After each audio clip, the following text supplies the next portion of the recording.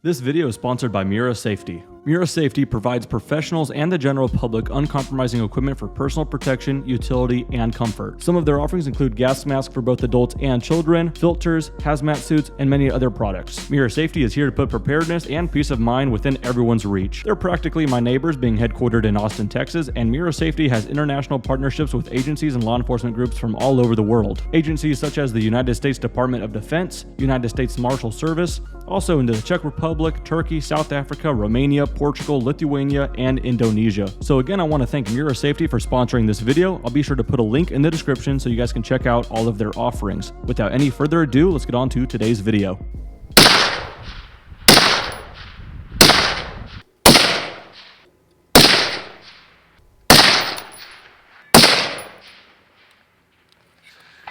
This thing's money.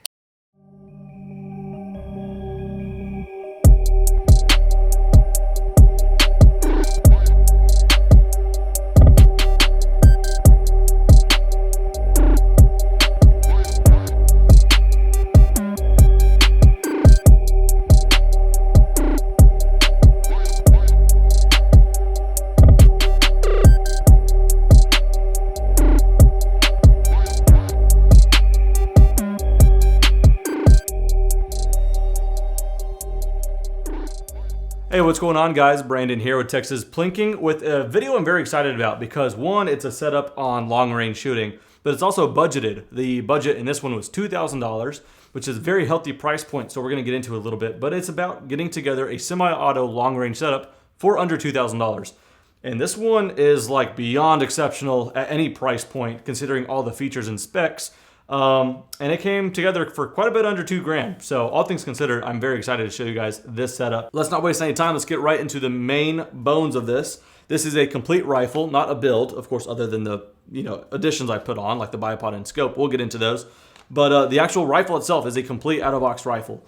And that is put together from Palmetto State Armory. This is a PA10 6.5 Creedmoor Gen 3 AR10. PSA is one of those brands that kind of get scoffed at because they're in that entry-level economic price point. I don't think they should apologize for that. They make a very, very good rifle and other guns as well in their price points. But there's always going to be that camp that always pays $3,000 for their AR10 setup, and anything below that is for the poor. I'm very much so in agreement that you get what you pay for, but that doesn't mean every now and then you can't find something that is definitely a bargain considering the feature set. This thing's got a lot of features, so like I said, I don't want to waste a whole lot of time. We're going to go ahead and get into it, and then I'm going to tell you guys the price point of the rifle, as well as the other features and how this came together for under $2,000. All right, Palmetto State Armory, PA10, and 6.5 Creedmoor Gen 3. What the Gen 3 gets you is a couple cool things. This is very important to me. I've had numerous AR10s in the past. I tried to suppress them, and eventually they give me some hiccups. I don't know why a decent AR10 still today comes out of the box with a fixed gas block. You could get away with that on an AR15. You're probably going to get overgassed when you put a suppressor on there, but you could get away with it as far as reliability goes. AR10s are finicky. 308 or a 6.5 Creedmoor. I've had fixed block AR10s in the past. And once I suppress them, they're no-go. This one comes out of the box with a 5-position adjustable gas block with click values. With an Allen key, you hear a very audible click, 5 positions for unsuppressed, suppressed, no matter what your suppressor is. So that's awesome. And so that being said, I haven't had a single hiccup. I also have the help, though, of shooting with an OSS suppressor, which is pretty cool. So it's got that flow-through technology to where 90% of the gas is actually going out the front. So for the most part, the gun doesn't really know it's suppressed. That coupled with the gas position, the 5-position adjustable gas block, English Brandon, those two coupled together are why this thing has not had a single failure, which is awesome suppressed. A AR10 suppressed, so cool, especially when it works. Second thing I would like to point out is that it's got a killer trigger. So Palmetto State Armory makes their own 2-stage as well. Not with this one. They just went ahead and threw in a Geisley SSAE. In there. I think that's the acronym for it, SSAE. This is a 20-inch barrel 416R stainless steel barrel with a 1-in-8 twist, which is perfect for that 6.5 Creedmoor. 15-inch M-lock handguard, so you can put your rails wherever you want. M-lock throughout here, so you could add a rail here for a night vision clip-on. But then they get you some Picatinny rail built in here for some backup iron sights if you so wish. I equip mine, as you guys can see. I have got a bipod here, but that is on a QD mount. And so there's a pick rail right there. It came out of the box with a PMAG. It was a 20 rounder. And I went ahead and put in a 10 rounder because let's be honest, nobody needs that much capacity. It's unfair. I'm just joking. No, I actually put a 10 rounder in there only because it gives me a little bit of clearance. So if I want to run this bipod at like a 45-degree angle, the 20 rounder was just a little too big to where it would bottom out like right here. So the gun was always tilting down. The 10 rounder gives me that much more flexibility. So SPR or AR10 setups, typically I'll run a 10. Sometimes I get away with a 20 rounder. Palmetto State Armory's own rubberized pistol grip. You guys can swap that out if you wish, but it feels pretty good. Rubberized, always like that. Magpul STR stock, 6-position adjustable with a locking piece here. Honestly, that's about all I wanted to mention as far as the gun. I don't want to get too nitty gritty. For the most part, you guys just want to see it shoot, and we're going to get to that. And we'll let the gun do the talking. All that being considered, the gun itself, last I checked, it could very well be out of stock, or they could have changed the price for all I know. The gun itself, though, is $1,050 last I checked. I don't think I could even build this gun for that money. That's the rifle itself. Let's get on to some of the accessories I threw on here. You guys see this thing decked out with an Atlas bipod. I do like that bipod, and it does look sexy, and I like how low in profile it could get. However, I only put that bipod on there because it's QD, and it was just easy to grab out of the range bag or off a different gun and just get out there and do that. If I was going to marry one bipod to it, though, personally what I would do is a $100 Harris bipod. It's all or nothing, and so I really just prefer that for an AR setup. And it's way quicker to deploy, as you can see. So none of that push button stuff. So I'm going to budget in the price of this bipod because that's what I would personally prefer. A 6 to 9 inch Harris S for swivel.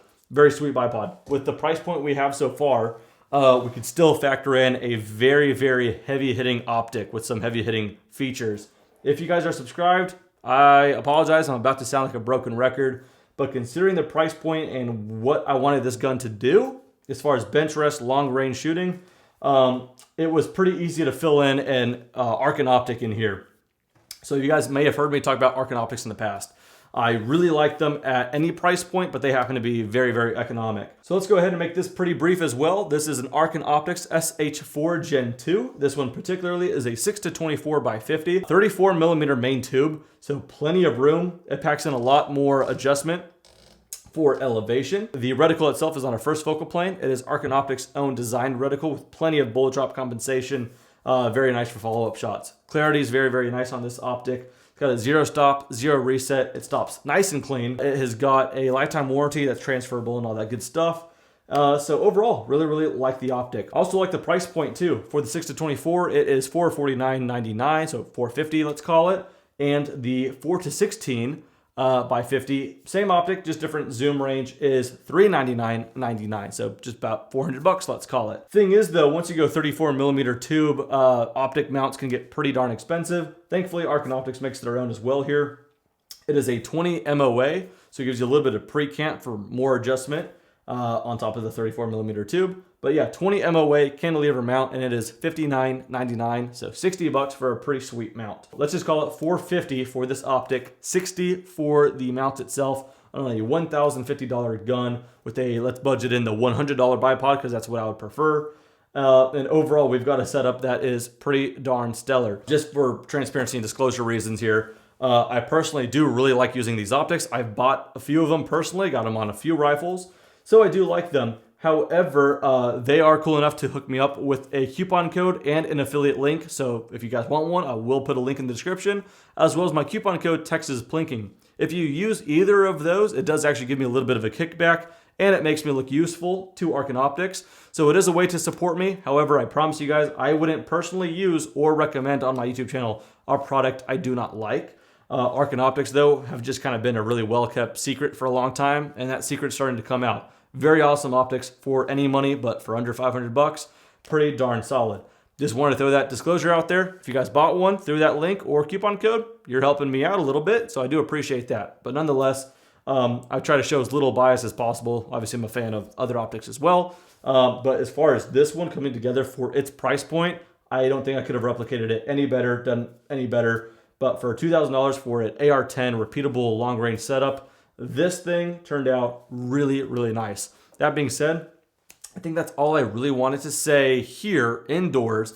let's go ahead and show a little bit of footage. I'll talk about it just real quickly. First time I shot this thing was sighting in at 100 yards, rough sight in. This whole time you are seeing it shot with some American Gunner 140 grain Botel hollow point. As you can hear, the box is now empty, which is too unfortunate, but yeah, 140 grain American Gunner from Hornady. Sighted it in, and then shot at about 600 yards at a big old stop sign just to go through the motions on it. I'll show you guys that in some very, very high wind. So this was my first impressions.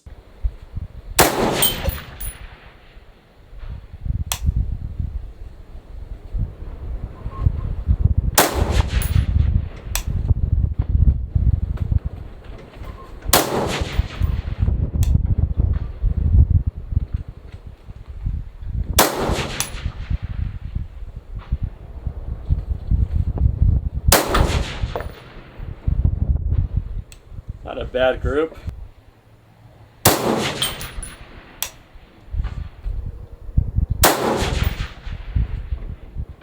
So I started getting some impressions there, and I figured I need to shoot it a little bit more before I can make a video on it. So in that day, I was gonna make a full video and it got too hot. I did do a decent amount of shooting, thankfully, at 686 yards. That's all I really needed to kind of say precursor to it. So go ahead and check that footage out.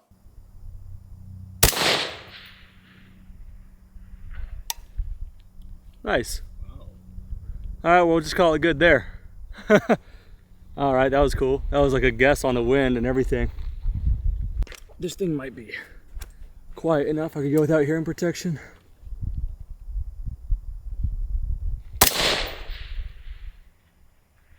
There it is.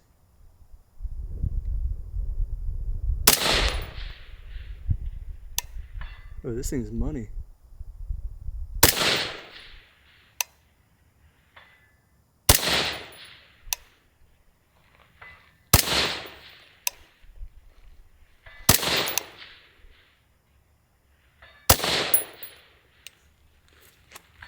This thing's money.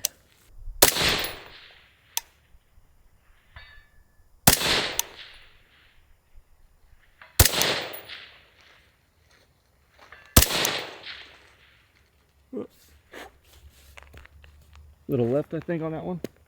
I'm getting attacked by bugs. All right.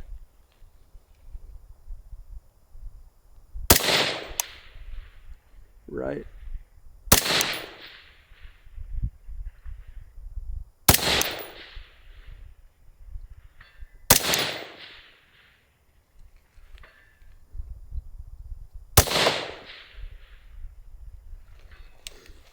Wow. Yeah, so hot as it is, but also suppressed, no mirage cover. Now it's starting to get tricky for another reason.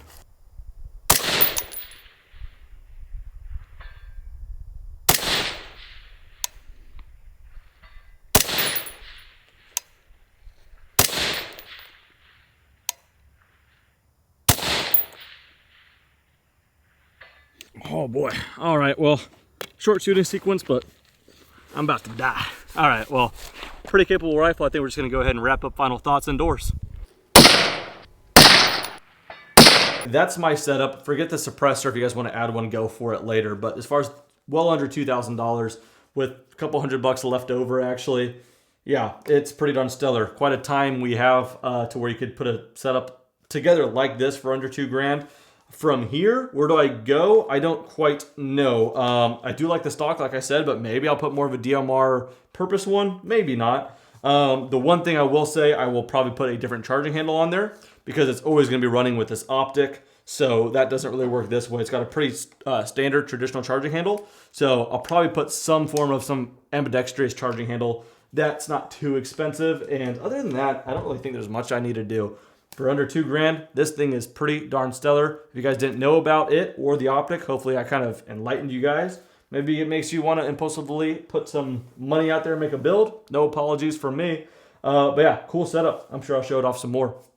But that does it on a cool AR10 long-range platform for under $2,000. I hope you guys enjoyed, and I will see you guys on the next one. Take care.